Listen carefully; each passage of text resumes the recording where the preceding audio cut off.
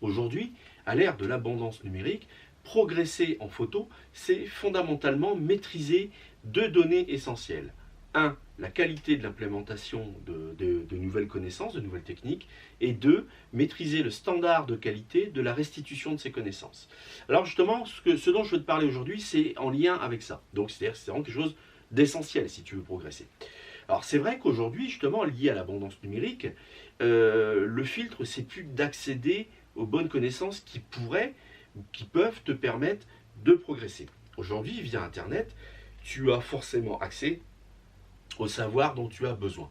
Peut-être que ce savoir peut être payant au travers de formations, au travers de livres, mais fondamentalement au travers des blogs, au travers de sites internet, au travers de pages Facebook, de vidéos sur YouTube, au travers des recommandations sur des sites tels que Amazon ou Fnac, tu peux identifier, j'allais dire, la bonne source à laquelle te connecter pour découvrir de nouvelles techniques. Alors c'est vrai que lorsqu'on découvre une nouvelle technique, un nouveau savoir, c'est quelque chose qui est extérieur à nous à la base. Donc dans un premier temps, on va plutôt chercher à se convaincre de la pertinence de ces connaissances. Une fois qu'on est convaincu que c'est ce type de connaissances, de savoir qui peut nous aider à avancer, à atteindre le next level, il s'agit après de s'implémenter, c'est-à-dire d'apprendre, si tu veux, ces techniques. Alors ça, c'est vraiment le point clé.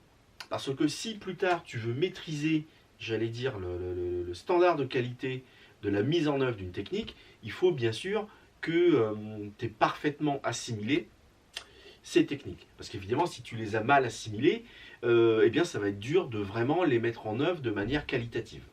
De la même mesure aussi, si tu n'en as pas fait quelque chose de... Si tu n'as pas pleinement intégré ces nouvelles connaissances, peut-être que dans le contexte où ça aurait été approprié de les mettre en œuvre, tout simplement, tu ne vas pas y penser. Donc l'idée, c'est de se dire, je m'implémente les connaissances dont j'ai besoin de manière qualitative pour être en mesure, plusieurs semaines, plusieurs mois plus tard, de les mettre en œuvre de manière qualitative. Parce que c'est ça notre but finalement. Aujourd'hui, j'allais dire, accéder au savoir, c'est plus un problème. Le véritable problème, et c'est ça qui fait, par exemple, un photographe qui a une démarche, qui a une optique de travail professionnelle, que tu monétises ou pas, c'est quelqu'un qui maîtrise pleinement les standards de qualité de sa production. Alors, ce dont je veux te parler, c'est essentiel parce que finalement, aujourd'hui, il y a beaucoup de... On est plus souvent dans le cas où on sait des choses que dans le cas où on connaît des choses. C'est pas un jeu de mots ce que je te dis, c'est vraiment quelque chose de très important. On sait tous qu'il faut bien manger, par exemple. Pour autant, on a tous du mal un petit peu à le mettre en œuvre dans notre quotidien. Mais parce qu'on ne maîtrise pas pleinement, par exemple, ce savoir. Il en va de même pour la photo. Il y a tout un tas de choses que l'on sait. Par exemple, j'ai pu te faire des vidéos où je te parlais des modes de mesure, qui est essentiel pour exposer correctement une photo. Mais pour autant, peu de gens maîtrisent réellement les modes de mesure. Peu de gens pensent vraiment à les mettre en œuvre lors de leur shooting, tout simplement. Alors qu'évidemment, s'ils ne les mettent pas en œuvre, et puis en plus s'ils les maîtrisent mal, évidemment, c'est pas comme ça qu'ils vont vraiment davantage maîtriser l'exposition. Donc ce dont je voulais te parler aujourd'hui, la technique que je t'invite vraiment à mettre en œuvre, parce que sinon, je veux dire, ça sert à rien même de regarder mes vidéos, tout comme de lire des bouquins sur la photo. Ce qu'il faut faire absolument, ce qu'il faut s'entraîner à faire, en soi c'est une compétence d'ailleurs, c'est à adopter une démarche de pratique délibérée. C'est-à-dire que, par exemple, si je reprends mon exemple, sur les modes de mesure, si tu n'as pas vu la vidéo d'ailleurs, je t'invite à la voir, eh bien à partir du moment où tu prends connaissance d'une technique que tu ne connaissais pas, ou tu as vaguement entendu parler, mais bon, tu n'avais jamais eu de présentation de cette technique, eh bien, et une fois que tu es convaincu de sa pertinence, bien sûr, parce que si tu n'es pas convaincu de son utilité, évidemment, tu vas avoir du mal à vraiment à l'adopter véritablement. Hein. Donc il faut être convaincu de quelque chose malgré tout pour vraiment faire de cette connaissance sienne. Donc, par exemple, en ce qui concerne les modes de mesure, donc, eh bien, je t'invite à te créer une contrainte, c'est-à-dire à te dire, dorénavant, je vais en faire une habitude de travail, je vais en faire mon standard de travail concernant l'exposition. C'est-à-dire que pour déterminer la bonne exposition, je vais m'habituer à mettre systématiquement en œuvre le fait de jouer sur les modes de mesure. Donc matriciel, pondéré central et spot. Et une fois que j'aurai mis suffisamment en œuvre les modes de mesure, déjà j'aurai une expérience terrain qui me fera vraiment comprendre intimement cette technique. Et à un moment donné, en fait, ça ne sera même plus une contrainte, puisque de quelque chose de contraignant, c'est-à-dire où je me force, sera devenu quelque chose de naturel que je ferai inconsciemment. Et c'est là où, après, tu es évidemment en mesure de mettre en œuvre cette technique parce qu'en fait, tu le fais comme un réflexe. Et c'est bien sûr à ce niveau qu'il faut arriver. Tu vois, dans une précédente vidéo, je te parlais également de l'importance de l'ergonomie des boîtiers. Ben justement, l'ergonomie de ces boîtiers, elle est faite pour, j'allais dire, te permettre d'accéder rapidement aux fonctions essentielles pour mettre en œuvre justement les techniques essentielles liées à la photo. Et en fait, pourquoi on doit arriver à ça? Eh bien, c'est parce que, en fait, le fait de créer, c'est quoi finalement? Le fait de créer, c'est d'avoir une vision. Par exemple, si tu fais un shooting mode, d'avoir en tête, de visualiser le set que tu veux produire et de le matérialiser. Mais entre ta vision que tu as, ta vision mentale que tu as du shooting, eh bien, entre les deux, eh bien, il y a la technique, il y a la mise en œuvre. Et donc, c'est ce chaînon là de la fabrication d'une photo qu'il faut, j'allais dire, sur lequel il faut se concentrer. Et en fait, tout l'apprentissage de la photo, en fait, il s'agit de ça. C'est-à-dire, il s'agit de maîtriser ce maillon, principalement. Il s'agit d'éliminer cette barrière qui consiste à savoir quelle est la technique à mettre en œuvre pour faire face à un contexte donné, et la problématique de ce contexte. Et une fois qu'on a fait une analyse, eh bien, savoir, j'allais dire, comme un réflexe, communiquer avec notre boîtier efficacement, justement pour lui donner les bonnes instructions. En fait, c'est ça la photographie. Je fais abstraction volontairement du post-traitement, mais en fait, c'est la même chose.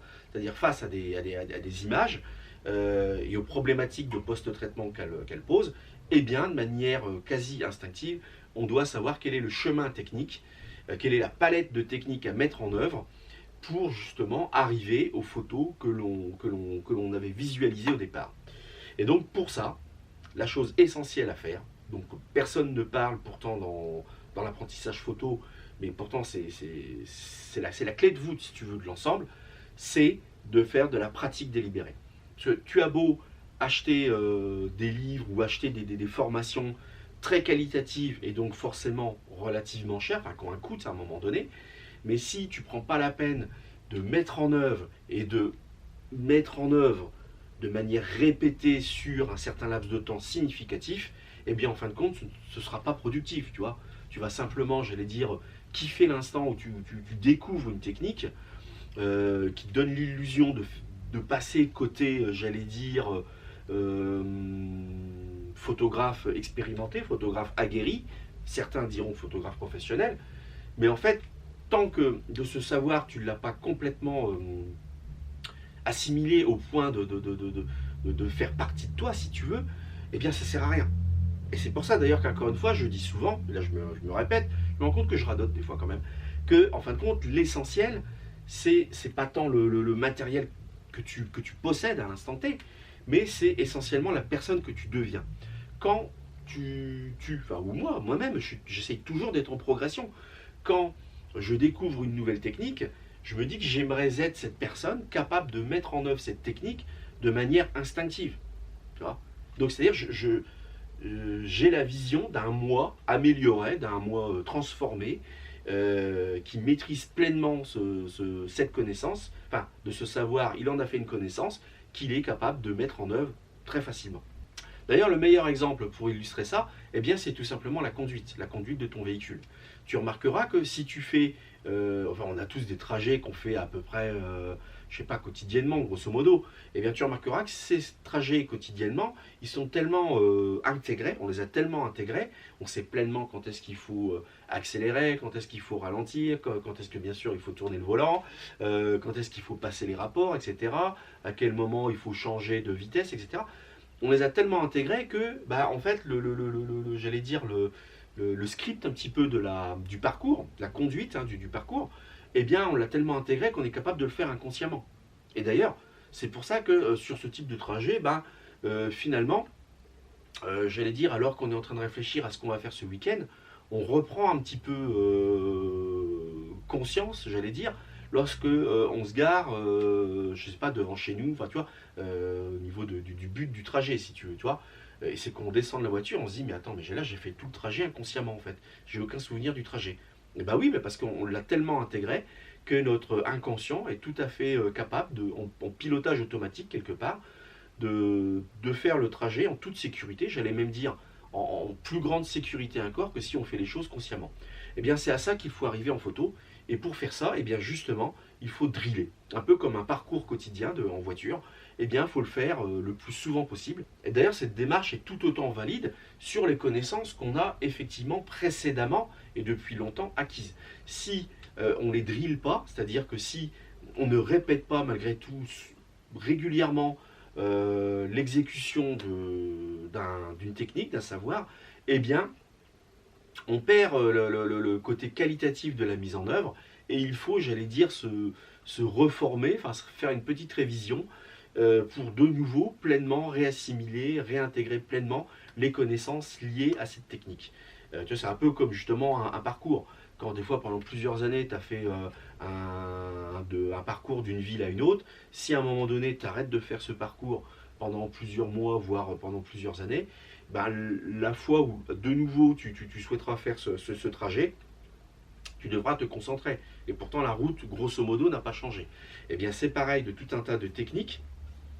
C'est pour ça que même quand l'on pense qu'on est un photographe aguerri, il faut malgré tout des fois faire des exercices de rappel, faire entre guillemets une forme d'échauffement, hein, pour rapidos, c'est bien se rappeler, j'allais dire, dans notre mémoire vive, si je puis dire, eh bien, les étapes de l'exécution liées à cette technique. Donc c'est de dire que la pratique délibérée, elle s'applique non seulement lorsqu'on cherche à acquérir de nouvelles connaissances, mais on peut aussi l'employer justement pour maintenir bien présent à l'esprit des connaissances acquises depuis parfois longtemps, hein.